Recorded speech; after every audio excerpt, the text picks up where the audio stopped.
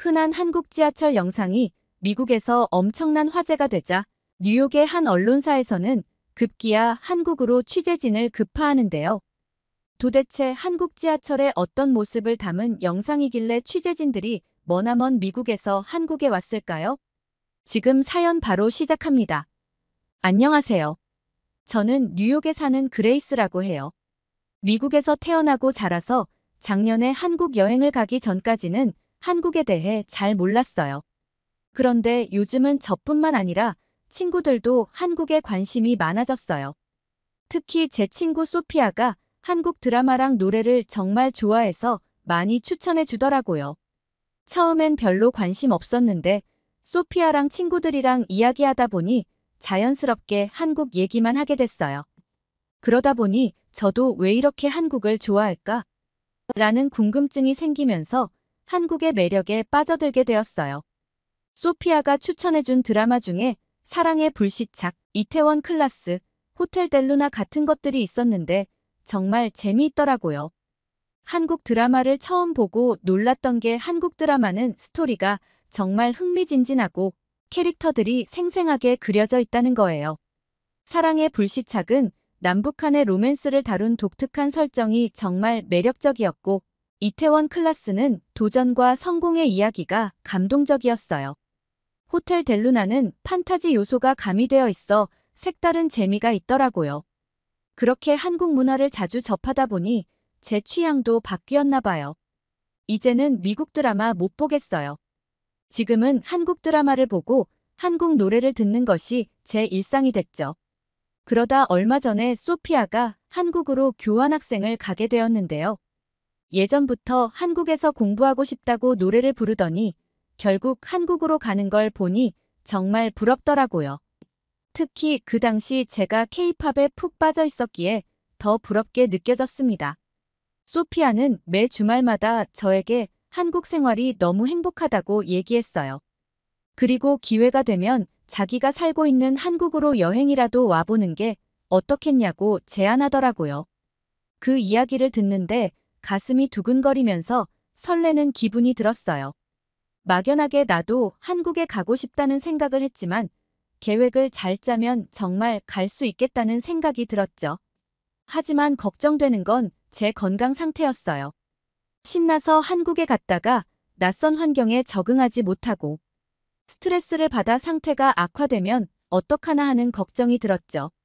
사실 저는 오랜 시간 동안 안구건조증과 녹내장을 겪고 있어서 꾸준히 약을 복용하고 있거든요.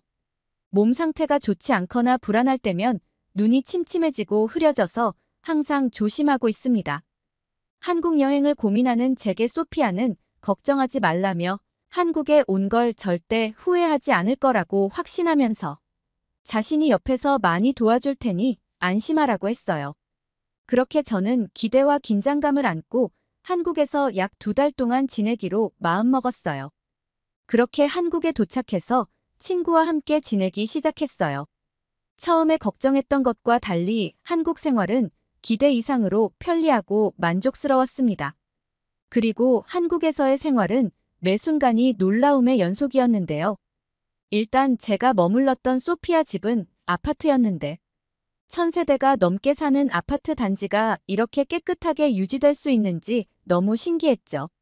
그래서 소피아에게 너무 놀랍다고 말하니 소피아도 처음 한국에 왔을 때 한국의 분리수거 시스템에 깜짝 놀랐다고 하더군요. 한국 사람들은 쓰레기 분리수거를 철저히 지키고 수거업체도 날짜와 시간을 정확히 맞춰 쓰레기를 가져가서 깔끔한 거라고 했습니다. 부끄럽지만 미국은 다른 어느 나라보다도 많은 양의 쓰레기를 배출하고 있잖아요. 매일 인구당 약 2kg의 쓰레기가 나올 정도인데 한 신문에서 미국 인구는 세계의 5%밖에 안 되지만 전 세계 쓰레기의 25%를 배출하고 있다는 부끄러운 기사를 본 적도 있죠. 사실 미국은 도시마다 쓰레기 정책이 다르고 일주일에 한 번만 수거를 해가요. 한국처럼 음식물을 분리수거하면 좋을 텐데 미국에서는 음식물 쓰레기를 그냥 일반 쓰레기와 함께 검은 봉지에 넣어버립니다. 그래서 수박 껍질같이 부패가 쉽고 물기가 많은 음식물은 가정에서 건조해서 버려야 하는데 그렇게 하지 않는 얌체족들도 있어요. 그래도 미국의 거리가 깨끗한 이유는 분리수거를 제대로 하지 않더라도 업체가 일주일에 한 번 모든 쓰레기를 수거해 가기도 하고 또 쓰레기 수거 후에 집 앞에 쓰레기통을 그대로 두면 한국 돈으로 최대 15만 원의 벌금이 부과되기 때문에 사람들이 애써 잘 지키긴 합니다. 미국에서는 벌금 때문에 사람들이 규정을 지키는 경우가 많지만 한국 사람들은 특별한 벌금 없이도 분리수거를 잘 지키는 것이 정말 신기하더라고요. 게다가 아파트 주변에는 모든 인프라가 잘 구축되어 있다는 사실이 정말 놀라웠습니다. 헬스장, 미용실, 백화점, 마트 등 필요한 것들이 모두 소피아 집 근처 10분 거리 안에 있어서 어디든 걸어서 갈 수 있는 것도 신기했고 정말 편리하더라고요. 사실 미국에서는 이런 편리함을 누리려면 번화가에 산다면 가능하려나요? 미국에서 제가 살던 지역은 주거지역과 상업지역이 분리되어 있어서 필요한 곳에 가려면 차를 이용해야 했어요. 헬스장이나 미용실을 가려면 최소 20분 이상 차를 몰고 가야 했고 백화점이나 큰 마트는 더 멀리 있어서 가는데 시간이 많이 걸렸거든요. 게다가 미국 대중교통은 한국만큼 효율적이지 않아서 차가 없으면 이동이 정말 불편합니다. 그리고 편의점도 24시간 운영하는 곳이 드물어서 밤에 필요한 물건을 사는 것이 쉽지 않았는데 한국에서는 언제든지 편의점에 가서 필요한 것을 살 수 있어서 정말 편했어요. 그리고 제가 한국에서 머물면서 정말로 놀랬던 것은 단연코 한국 지하철이라고 말할 수 있어요. 이것은 저뿐만 아니라 한국에 와본 미국인들이라면 다들 동의하실 거예요. 왜냐하면 미국 지하철은 쓰레기 지하철이라고 불릴 만큼 악명이 높거든요. 특히 뉴욕 지하철은 대중교통이라고 부르기 민망할 정도로 비위생적입니다. 사람들은 지하철에서 음식을 먹고 그 쓰레기를 아무데나 버리기 일쑤고 심지어 음료수 캔이나 일회용 용기들이 바닥에 굴러다니는 모습도 흔히 볼 수 있죠. 그리고 지하철역 곳곳에는 노숙자들이 자리 잡고 있어 역 안의 공기는 탁하고 불쾌한 냄새가 나고 열차 안에서는 말로 표현할 수 없을 만큼 끔찍한 냄새가 나죠. 더군다나 쥐가 지하철역 안을 자유롭게 돌아다니는 모습은 꽤나 자주 볼 수 있어요. 뉴욕 지하철은 무려 1904년에 생겼는데 오랜 세월이 지난 만큼 지하철 내부는 낡고 오래되어 청결함과는 거리가 멀어요. 왜냐하면 뉴욕 지하철을 운영하는 메트로폴리탄 교통공사는 지하철을 만들어 놓고 수익이 나지 않자 손을 놓아버린 것이죠. 게다가 2017년부터는 지하철 환경 정화 사업 예산을 대폭 삭감했고 이 때문에 2016년 1049명이었던 뉴욕 지하철 청소 노동자는 현재 968명으로 줄어들어 열차의 내부 상태는 높은 요금이 무색할 만큼 청소 상태가 엉망이지만 메트로폴리탄 교통공사는 지하철 요금만 인상할 궁리만 하고 있습니다. 그러나 미국 지하철의 현실은 벽에는 낙서가 가득하고 여간에는 고장난 에스컬레이터와 엘리베이터가 많아서 노약자는 이동하기도 힘든 열악한 상황이니 자연스레 지하철을 이용하는 사람도 별로 없어요. 상황이 이렇다 보니 지하철역은 각종 범죄가 일어나기 쉬운 곳이에요. 도난, 폭행 사건쯤은 비일비재하고요. 심지어 몇 년 전에는 지하철에서 발생한 총격 사건이 뉴스에 크게 보도된 적도 있을 만큼 미국에서 지하철은 안전한 장소가 아니랍니다. 미국 지하철에서는 각종 사건 사고가 끊이지 않기 때문에 많은 사람들은 웬만하면 지하철을 타지 말라고 충고할 정도죠. 그래서 저도 미국에서는 지하철을 잘 이용하지 않았어요. 위험하고 더럽고 그리고 지하철 시간표가 무색할 만큼 미국 지하철은 지연되는 것이 다반사인데다가 이동 효율성도 떨어지거든요. 그래서 이 모든 불편함을 감수하는 사람만 지하철을 타요. 그런데 한국 지하철은 정말 신세계였어요. 그날은 소피아와 강남역에 놀러 가기로 한 날이었어요. 지하철역은 소피아 집에서 걸어서 10분 정도 거리로 가까운 곳에 있었어요. 소피아는 버스 타고 강남에도 갈 수 있었지만 한국의 지하철을 보면 제가 까무러칠 것 같다면서 지하철을 타고 가자고 했습니다. 그런데 전 미국의 지하철역을 상상하고선 더럽고 무서운 지하철을 왜 타냐고 못하겠으니 차라리 버스를 타고 가자고 했는데 소피아는 제 말을 무시하고 무작정 저를 지하철역으로 끌고 가더라고요. 그때까지 얘가 왜 이러나 싶었습니다. 하지만 제가 무슨 힘이 있겠어요. 한국에 먼저 온 소피아의 말을 들을 수밖에 없었죠. 그런데 소피아가 갑자기 백화점으로 들어가더니 에스컬레이터를 타고 내려가자고 하더라고요. 그런 소피아의 행동에 어이가 없어 설마 백화점에 지하철역이 있냐고 비아냥거렸습니다. 그러자 소피아는 어떻게 알았냐면서 제 말에 맞장구를 치는 거예요. 아니, 거짓말도 적당히 해야지 한국에 대해서 잘 모른다고 저를 너무 무시하는 것 같아 기분이 나빴어요. 지하철역이 백화점에 있다는 게 말이나 되나요? 속으로 저는 지하철역이 안 나오기만 해봐라 가만 안 두겠다는 마음을 가지고 말없이 소피아를 따라갔습니다. 그런데 이게 웬일이에요? 정말로 지하철역이 나오는 거예요. 진짜 놀라웠어요. 심지어 지하철역으로 가는 길이 정말 깨끗하고 상점들이 계속 줄지어 있어서 저는 그곳이 다 백화점인 줄 알았는데 알고 보니 그곳들이 다 지하철역에 있는 상점들이었다는 거예요. 그날 저는 한국의 지하철역에는 편의점과 화장품 판매점, 의류 판매점도 있다는 것을 새롭게 알게 되었어요. 미국의 지하철의 모습과는 사뭇 다른 느낌이었어요. 그렇게 저는 소피아와 지하철역으로 들어가기 전에 상점에서 이것저것 구경하면서 쇼핑도 했어요. 지하철이 언제 올지 모르니깐 시간이 여유롭다고 생각했죠. 그리고 지하철 타기 전에 화장실에 들렀다가 화장실의 모습을 보고 기겁했어요. 여성들에게 화장실은 정말 중요하잖아요. 그런데 한국의 지하철 화장실은 오래된 상가의 공용 화장실보다 훨씬 깨끗하게 관리되고 있더라고요. 밝고 환한 조명과 깨끗하게 청소된 바닥, 그리고 세면대에 비치된 비누와 핸드드라이어까지 모두 신선한 충격이었어요. 모든 화장실 칸이 충분히 넓고 휴지도 항상 잘 비치되어 있었어요.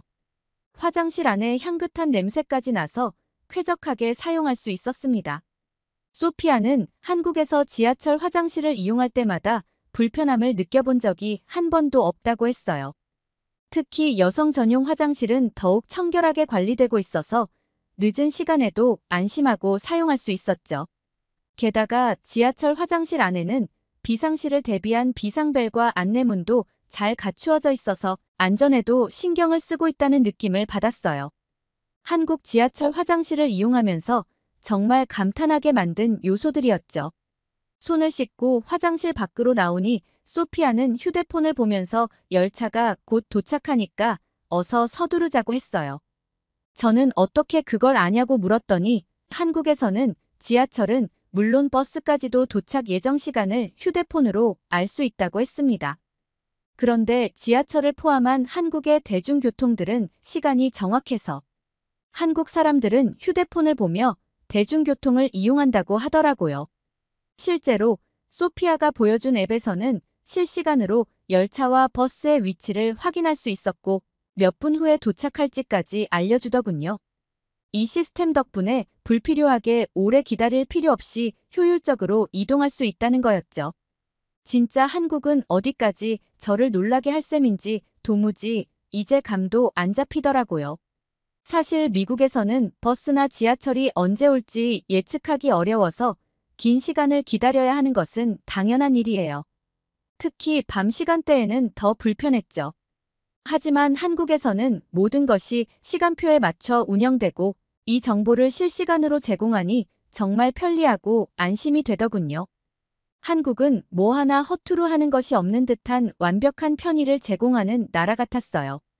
그리고는 지하철 타는 곳에 도착했는데 말로만 듣던 스크린 도어를 보게 되었습니다. 미국 지하철에는 스크린 도어가 없기 때문에 제가 한국 지하철역에서 스크린 도어를 처음 보고 신기해했더니 소피아가 저를 원시인 보듯이 하더라고요. 참나, 나보다 한국에 먼저 왔다고 저를 원시인 취급하는 소피아가 얄미웠어요. 분명 자기도 처음 한국에 와서 지하철 스크린 도어를 보고 깜짝 놀랐을 거면서 말이죠. 그런데 스크린 도어는 사람들이 지하철에서 안전하게 승차 대기를 할 수 있도록 해주는 기본적인 역할 외에도 쓰레기를 철로로 버리지 못하게 하고 터널 안의 먼지를 막아주는 등 다양한 기능을 하고 있었어요. 또 재미있는 점은 스크린 도어에 다양한 정보가 붙어 있었는데요. 사람들이 가고자 하는 방향의 승강장으로 제대로 왔는지 화살표로 알려주고 있었죠. 특히 스크린 도어에 현재의 위치와 이전 역, 다음 역의 위치까지 확인할 수 있다는 점은 정말 인상적이었어요. 승객들이 쉽게 이해할 수 있도록 배려한 이런 시스템을 보며 박수를 치고 싶었습니다. 소피아는 지하철 가운데로 가더니 여기 플랫폼에 적혀 있는 번호가 중요하다고 설명했어요. 저는 그냥 플랫폼 순서대로 1번부터 적혀 있는 줄 알았는데 소피아는 지하철을 환승할 때 가장 가까운 거리로 환승할 수 있는 위치를 표시한 것이라고 했어요. 저는 와, 소피아 너 완전 한국 사람 다 됐네. 라고 칭찬했더니 소피아는 그게 아니라 지하철 앱에 다 나와 있어서 찾아보기만 하면 된다고 했어요. 한국 사람들은 정말 작은 것 하나까지도 신경을 잘 쓰는 것 같아요. 아니면 한국 사람들이 빨리빨리 문화를 선호한다고 하던데 이런 발상도 그런 데서 나온 걸까요? 소피아는 환승하는 역에는 지하철 도서관도 있다면서 저한테 농담을 던졌어요. 소피아의 말에 그만 좀 놀리라고 말했는데 그 말을 한 지 10분도 채 되지 않아 저는 조용히 입을 닫을 수밖에 없었어요. 소피아 말대로 정말로 지하철역에 도서관이 있는 거예요. 어떻게 지하철에 도서관이 있을 수 있는지 정말 믿기 힘들었어요. 소피아는 이곳이 스마트 도서관인데 이곳에서 책도 빌리고 다른 역에서 반납도 가능하다고 했어요. 소피아의 말에 저는 마치 외국이 아닌 아예 다른 세상에 온 듯한 기분이 들었습니다. 아직 지하철은 타지도 않았는데 이렇게 많이 놀라도 되는 게 맞나 싶었죠. 그리고 정확한 시간에 맞춰 지하철이 도착했는데 지하철 안은 에어컨이 정말 빵빵하게 틀어져 있어서 시원했습니다. 한여름에 한국을 갔던지라 에어컨 바람은 정말 반가웠어요. 그런데 얼마 지나지 않아 금세 추워지더군요. 저는 소피아에게 가디건이라도 가져왔어야 했다고 얘기하니 소피아는 지하철 앱을 보더니 앞쪽으로 2칸 이동하자고 했습니다. 앱을 통해 어느 칸이 가장 에어컨 바람이 약한지 알 수 있다는 거예요. 정말 한국 지하철의 놀라움은 어디까지일까요? 이렇게 섬세할 수도 있구나 싶었습니다. 지하철 한 번 탔는데 도대체 몇 번을 놀랐는지 모르겠습니다. 그리고 순간 드는 생각이 한국도 하는데 미국은 왜 못하는지 좀 화가 나더라고요. 그리고 집으로 돌아올 때는 한국 지하철의 모습을 하나하나 영상으로 찍었어요. 이건 저뿐만 아니라 미국에 있는 친구들도 보면 놀라겠다고 생각해서 공유하자 싶어 SNS 계정에 업로드했는데 아니, 글쎄 그 흔한 한국 지하철 영상이 300만 뷰를 넘긴 거 아니겠어요? 그리고 수많은 메시지를 받게 되었는데요. 대부분의 미국 사람들의 반응은 놀라움과 감탄으로 가득했습니다. 이게 실시간 맞냐? 한국 지하철 넘사벽이다. 세계 최고 지하철이 바로 한국에 있었다. 한국 지하철 보니 뉴욕 지하철 답이 안 나온다 등의 내용들이었어요. 한국 지하철을 처음 본 미국인들은 충격과 놀라움을 감추지 못하는 듯 했어요. 그들은 한국 지하철의 깨끗함과 효율성, 그리고 다양한 편의시설에 큰 감명을 받은 것 같았죠. 그리고 일부는 왜 우리 미국은 이런 지하철을 가질 수 없는 거지? 라며 아쉬움을 표현하기도 했습니다.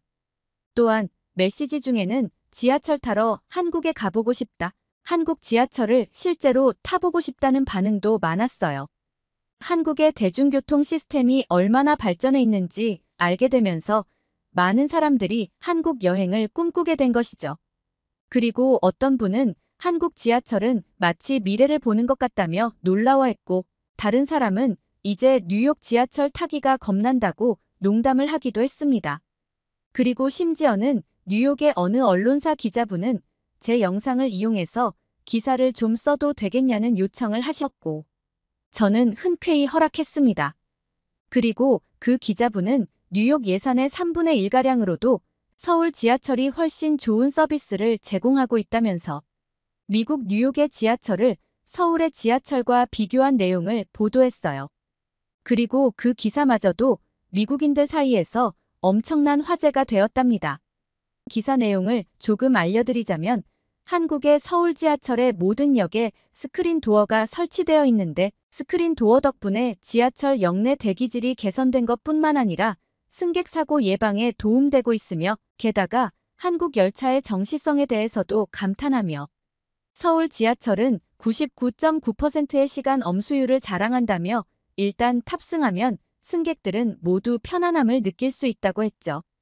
게다가 난방이 잘 되는 좌석이 마련돼 있어 겨울에 춥지 않고 임산부, 노인, 장애인 등을 위한 공간 및 좌석이 넉넉하게 마련되어 있는데 이 같은 서비스에도 불구하고 가격도 저렴하다고 강조했어요. 뉴욕의 지하철과는 달라도 너무 다른 한국의 지하철이라는 내용으로 뉴욕 지하철을 신랄하게 비판한 내용이었죠. 그리고 그 기사의 베스트 댓글이 정말 웃겼는데 이 뉴스를 본 사람들 중 나만 울고 있냐는 댓글이었습니다. 뉴욕 사람들이 흔한 한국 지하철 영상을 보고 부러워서 울고 있다는 것을 표현한 댓글이었거든요. 적어도 지하철만 본다면 한국의 지하철은 미국보다 100배는 발전되어 있다고 확신해요. 안전한 스크린 도어, 편리한 정보 시스템, 깨끗한 화장실, 심지어 지하철 도서관까지. 한국의 지하철은 그야말로 혁신적이었어요. 그리고 저는 현재 다시 미국으로 돌아와 소피아처럼 한국 교환학생을 준비하고 있어요. 사실 이 부분은 글이 길어질 것 같아서 자세하게는 말씀 못 드리지만 간략하게 말씀드리자면 제가 한국에서 지낸 지 한 달 정도 되었을 때 늘 복용하던 녹내장 약을 잃어버리는 바람에 한국에서 급하게 진료를 받아야 했던 적이 있었습니다. 사실 미국에서는 병원에서 진료를 받으려면 차로 1시간은 가야 했고 짧은 진료 시간에 비해 너무 긴 대기 시간은 언제나 절 힘들게 만들었죠. 게다가 제가 원하는 약을 받기 위해서는 또 다른 곳으로 이동해야 하는 번거로움이 있었기 때문에 매번 병원에 갈 때마다 너무 지치곤 했어요. 그런데 한국에서는 병원에 전화를 하자 다음날 바로 예약이 가능했고 정확한 진료 시간에 맞춰 진료가 이루어지는 것에 정말 놀랐습니다. 병원에 도착해서 대기하는 시간도 길지 않았고 친절한 안내와 신속한 절차 덕분에 진료를 빠르게 받을 수 있었어요. 게다가 약국도 병원 1층에 있어서 너무나 편리하더라고요. 진료를 받고 약을 받아서 나오기까지 30분도 안 걸렸다는 사실에 정말 충격을 받았습니다. 미국에서는 병원에 가기로 마음먹은 날에는 그날 하루를 아예 병원 가는 날로 정해버리곤 했어요. 길고 지치는 과정 때문에 하루 종일 병원에 신경을 써야 했죠. 그런데 한국에서는 너무나 빠르고 신속한 시스템 덕분에 병원을 다녀오는 일이 부담스럽지 않았어요. 이런 경험을 한번 해보니 한국으로 이민을 오고 싶다는 생각까지 들 정도였습니다. 게다가 약값도 미국에 비해 10배 이상 저렴해서 할 말을 잃을 정도였어요. 미국에서는 비싼 약값 때문에 부모님이 오랜 시간 동안 힘드셨고 저도 용돈을 아껴서 약값에 보태곤 했었거든요. 하지만 한국에서 약을 받은 후 영수증을 보고는 너무 놀라서 이 가격이 맞냐고 물었어요. 약사는 웃으면서 제가 이전에 어떤 약을 복용했는지 물어보더군요. 제가 복용했던 약에 대해 말씀드리자 약사 선생님은 지금 처방받은 이 약이 훨씬 더 효과가 좋을 것이라고 설명해 주셨어요. 많은 외국인들이 한국의 약값에 대해 놀란다고도 하셨죠. 그리고 실제로 약을 복용해 본 결과 제가 미국에서 10배나 비싸게 주고 구입했던 약보다 효과가 더 좋았습니다. 또한 저렴한 치료비 덕분에 자주 병원에 가서 치료를 받을 수 있었고 제 눈은 예전보다 몰라보게 좋아졌어요. 2달간의 한국 생활을 마치고 집으로 돌아왔는데 부모님은 저를 보시곤 눈이 예전보다 맑아진 것 같다며 표정이 밝아졌다고 말씀하셨어요. 생각해보니 미국에서 생활할 때는 눈에 먼지가 낀 것처럼 불편해서 항상 인상을 쓰고 다녔는데 한국에서 생활한 이후에는 눈이 깨끗해졌다는 느낌이 들더라고요. 저의 이런 결정이 한국의 인프라가 한몫했지만 무엇보다도 한국에서 계속 병원을 다니는 것이 경제적으로나 의학적으로도 제게 더 좋을 것 같다는 판단을 하게 되었습니다. 그래서 한국에서 더 오래 머물 수는 없을까 고민한 끝에 교환학생이 답이라는 생각을 하게 되었습니다. 이제는 부모님께 교환학생 프로그램에 대해 이야기하고 한국에서 더 오래 머물며 공부하고 치료받을 수 있는 계획을 세워야겠다는 결심을 하게 되었답니다. 조만간 곧 한국으로 다시 가겠습니다. 오늘의 사연 어떠셨나요? 미국인 그레이스 씨가 한국 지하철을 타고 이렇게 놀라실 줄은 몰랐네요. 한국에서는 일상적인 상황들인데 말이죠. 이렇듯 한국의 대중교통 시스템은 세계 최고 수준이라고 합니다. 뿐만 아니라 그레이스 씨는 한국의 의료 혜택에도 깊은 인상을 받으신 것 같네요. 저렴하고 효율적인 의료 서비스 덕분에 건강 상태도 눈에 띄게 좋아졌다고 하니 정말 다행입니다. 한국의 인프라와 의료 혜택이 얼마나 잘 갖춰져 있는지 다시 한번 느끼게 되네요. 앞으로 있을 그레이스 씨의 한국 생활이 더욱더 행복하고 건강하기를 응원하며 오늘의 사연 마치도록 하겠습니다. 오늘의 이야기가 좋으셨다면 구독과 좋아요, 알림 설정해주세요. 끝까지 시청해주셔서 감사합니다. 더욱더 감명 깊은 사연으로 찾아뵐게요.